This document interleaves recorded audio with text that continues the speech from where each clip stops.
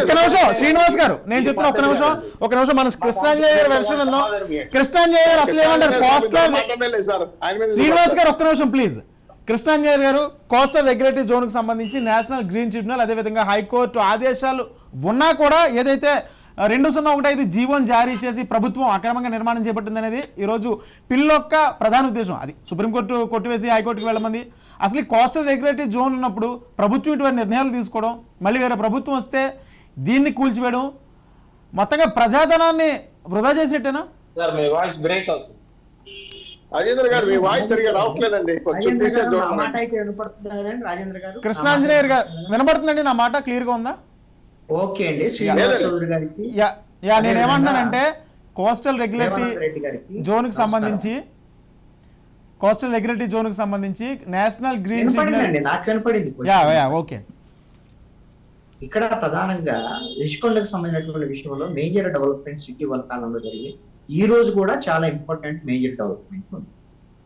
Telugu Desam party రిషికొండకు సంబంధించినటువంటి ఈ కట్టడాలకు సంబంధించినటువంటి వ్యవహారంలో ప్రభుత్వము సీఎం కార్యాలయం కానీ అసలు ఏ కార్యాలయాలైనా సరే అక్కడ మార్చకుండా, అక్కడ ఏ ప్రారంభోత్సవాలు జరగకుండా నిలుపుదల చేయాల్సిందిగా తెలుగుదేశం పార్టీకి సంబంధించినటువంటి శివరాం ప్రసాద్ గారు ఆయన సుప్రీంకోర్టును ఆశ్రయించారు. దాని మీద ఏమండి పిల్లి వేశారు.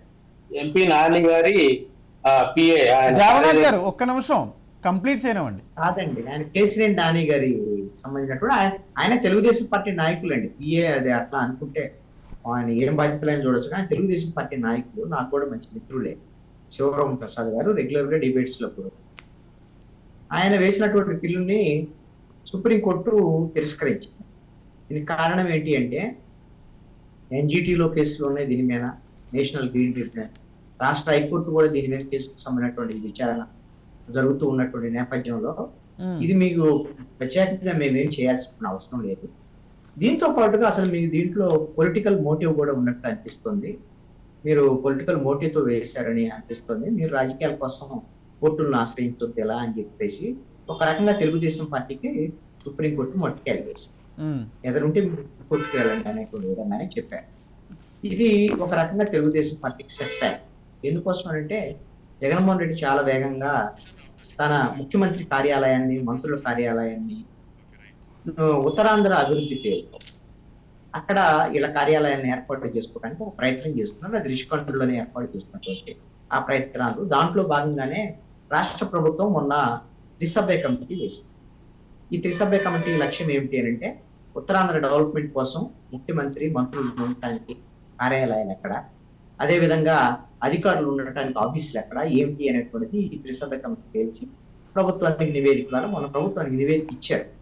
ఆ నివేదిక తేల్చినటువంటి అంశం ఏంటంటే రిషికొండ మీద కట్టడాలు జరుగుతున్నటువంటి వీటిలో ముఖ్యమంత్రి అదేవిధంగా మంత్రులు ఉండడానికి అనువైనటువంటి ప్రదేశం అది, ఆ కార్యాలయానికి పనికి వస్తాయి అనేటువంటిది ఇచ్చారు.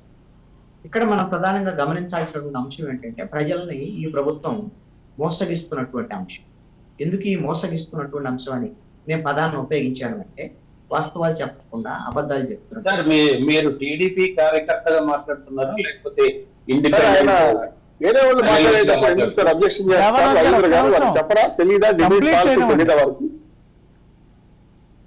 మీరు ఏమైనా అనండి. దేవనాథ్ గారు మీ వెర్షన్ వచ్చినప్పుడు మీరు ఏం చెప్తారో చెప్పండి ప్లీజ్. మీరు ఏమైనా చెప్పండి. ఇతరులు మాట్లాడేటప్పుడు అబ్జెక్షన్ చేయదండి. మీ టైంలో మీరు మాట్లాడండి చెప్పండి. మధ్య మధ్యలో క్వశ్చన్లు ఆన్సర్లు ఇస్తే నాకు కృష్ణాంజలి గారు ఉపన్యాసం శ్రీనివాస్ గారు ఒక నిమిషం కంటిన్యూ. దేవనాథ్ గారు ప్లీజ్ ఒక్క నిమిషం, నేను మీ దగ్గరికి వస్తా. కృష్ణాంజలి గారు కంప్లీట్ చేసిన వెంటనే మీ దగ్గరికి వస్తా. ఎందుకు ఈ మాట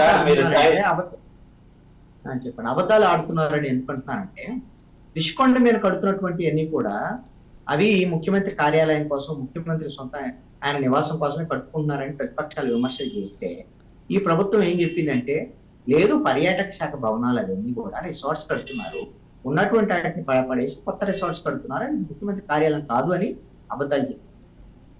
అదేవిధంగా మరి ఇప్పుడు ముఖ్యమంత్రి ఏం చెప్తున్నారు, కార్యనిర్వాహక రాజధాని నేను నా ఆఫీసును అక్కడ మారుస్తున్నాను, కార్యనిర్వాహక రాజధాని నేను చేస్తా ఉన్నాం, ఉత్తరాంధ్ర అభివృద్ధి కోసమే మారుస్తున్నాం అని చెప్తున్నారు. ఇదొక అబద్ధం. ఏమిటి అని అంటే కార్యనిర్వాహక రాజధాని మార్చేటువంటి హక్కు అధికారం ఈ ప్రభుత్వానికి లేదు అని హైకోర్టు ఇచ్చినటువంటి తీర్పు ఉంది.